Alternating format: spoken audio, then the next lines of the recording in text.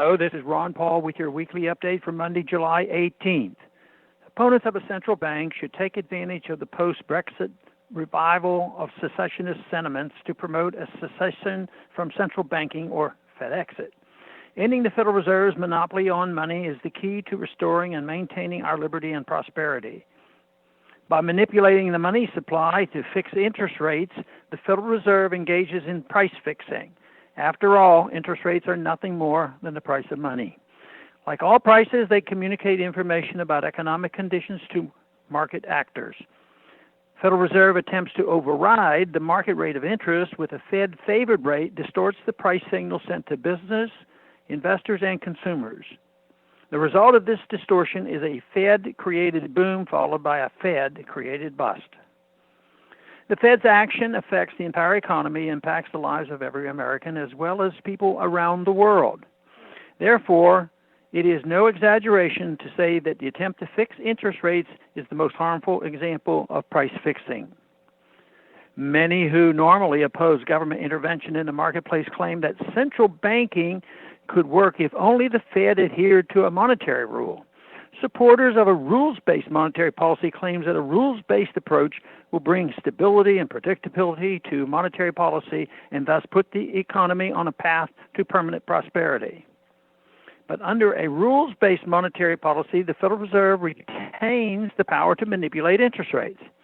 So under a rules-based approach, investors and entrepreneurs would still receive distorted price signals, which would still result in a boom-bust cycle.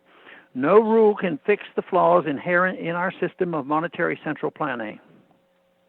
In recent years, many progressives have joined libertarians and conservatives in criticizing the Federal Reserve. Progressive Fed critics often focus on the way the Fed's policy benefit big banks, Wall Street, and other special interests, and how they harm average Americans. Unfortunately, but not surprisingly, progressives do not want a free market in money. Instead, they want a more democratic Fed. Thus, progressives favor, for example, requiring more members of the Fed's board to be confirmed by the U.S. Senate. They also favor putting representatives of public interest groups on the Fed's board. The Fed's progressive critics are correct that big banks, together with powerful financial institutions, have too much influence on monetary policy.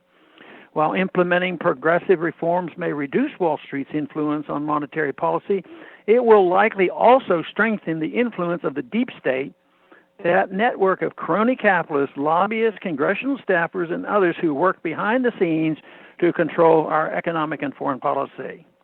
Many progressives believe that middle and working class Americans would benefit from a more stimulative, meaning inflationary, monetary policy, saying that inflation would help the average American turn reality on its head. Middle and working class Americans are the main victims of the Fed's inflation tax.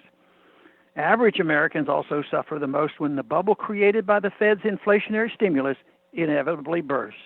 The true beneficiaries of inflation are crony capitalists and big spending politicians.